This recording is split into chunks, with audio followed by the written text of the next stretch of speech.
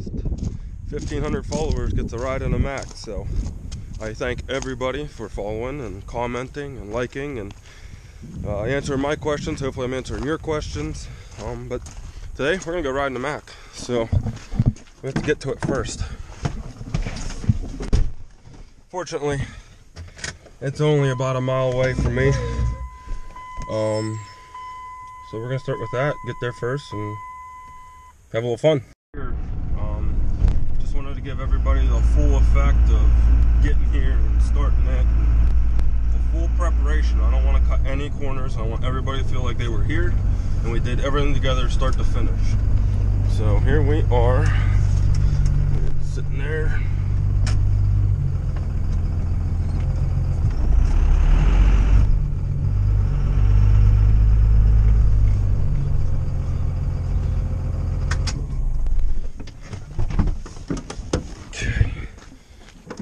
I'm gonna take the buckets off of it, let it warm up for a second. Everybody wants me to do a review on this Belarus, whatever you want to call it, tractor. It's kind of funny. I thought you guys would be more interested in this. I mean, obviously you are, but I never thought that the tractor would have drawn that much attention, you know? The buckets off this.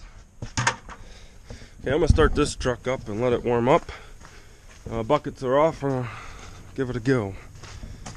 It's not too cold out right now. It's probably 38, 40 degrees.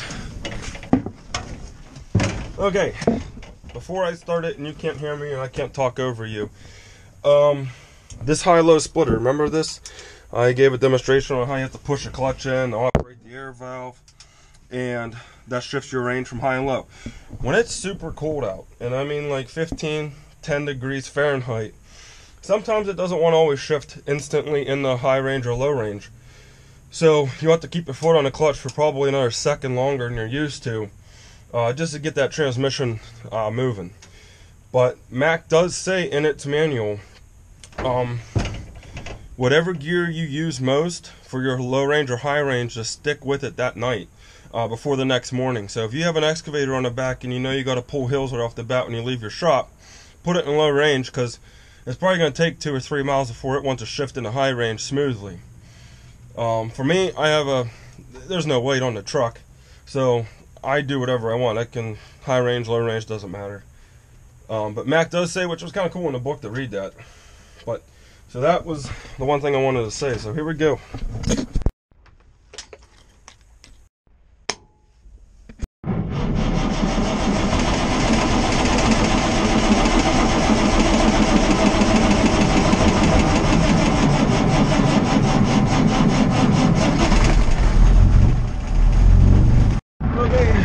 Running, warming up. Been a while since I started. I was actually kind of surprised how weak the battery was. My dad bought it before I was born, at least 25 years ago, and it's been a great tractor. Everybody thinks because it's a different country that made it, it's going to be a hunk of crap or hard to parts to get, but we've rolled it. It went sideways in a ditch when we were brush hogging. The ditch gave out. And this whole door got busted, and that was an easy fix. Bled the injectors on it, and it fired right back up and off and went again. There's really no maintenance issues to these things. I mean, you can watch them Russians, they have tractor races with them. So we have the forks on the front. That's how we unload a steel truck. We've lifted about 3,000 pounds with it. Not a problem. The only weights we got in the back are these tire weights. We don't have nothing on the back of it. I think there's actually, I'll show you how often we use this too. And the hour meter does work. How many hours are on that? 349 hours. So we really don't use it a whole heck of a lot. We plow with it every once in a while, plant some corn, brush hog, but really we only unload truck with it. But overall, good tractor. We'll talk more about that another day if you guys want to. I think there's only 2 or 3 comments that people wanted to know a little bit more about that tractor, so hopefully I answer some questions while I'm thinking of it. Just to maybe answer one more question that could be coming. Here's all your model numbers and stuff. So it's a 572. There's your serial number. There's your engine number. That is the warning label still on it. Battery box is here. fuel tank. Does great on fuel. Like I said, good overall. Overall, it's a great tractor, 4-wheel drive, runs good. Okay, let's go for a ride in this pig. You gotta love that bench seat, don't you? When's the last time you climbed in a truck and seen a bench seat?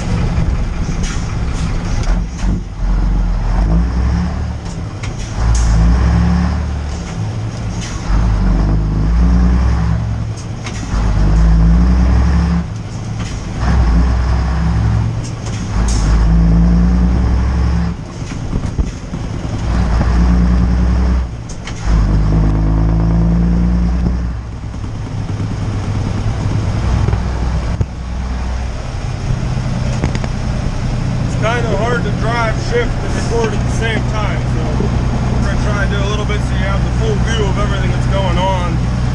There's all your gauges, they're working good. RPM, oil, that damn thing.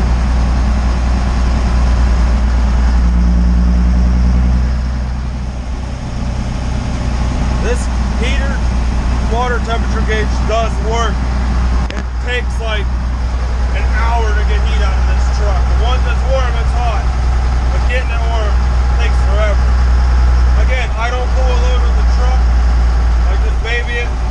So, that's why it probably takes so long to warm up. Again, you got your radio up top, CB, and then the view goes for the ride.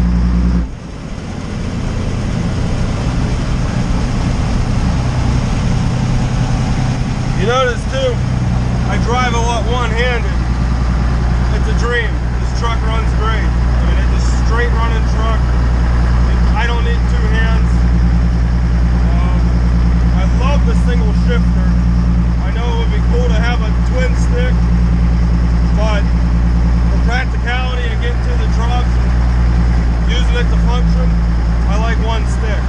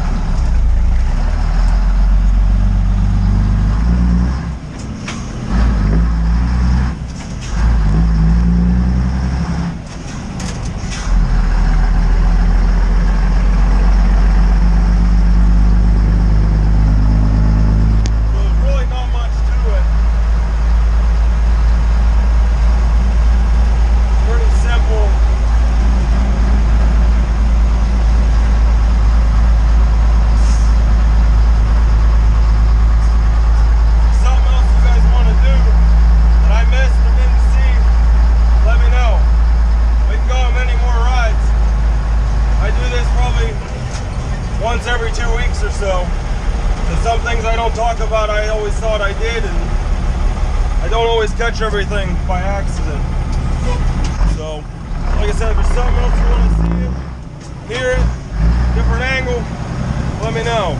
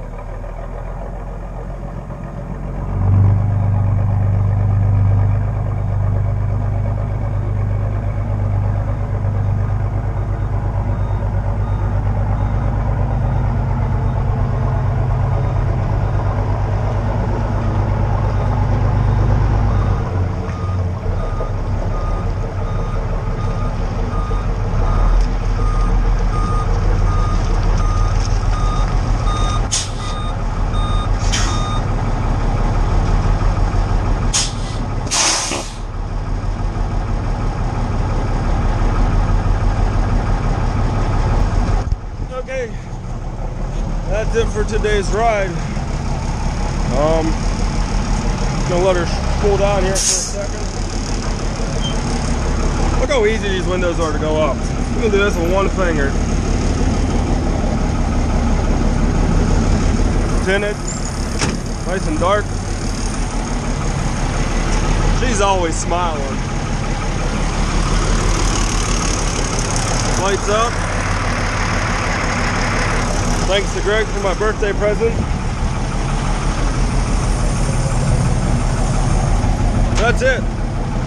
That is it. Shut my lights off. Shut the key off. Hold to stop.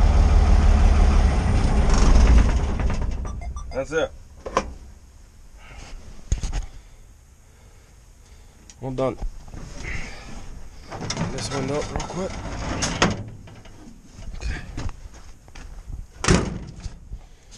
Throw these buckets over the top, keeps the water up.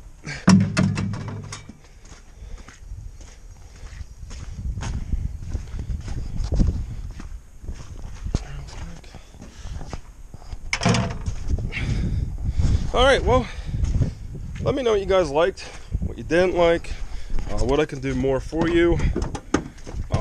I like the truck. I love it, actually. It was a fun build. There's always something to do on it. And see you next time.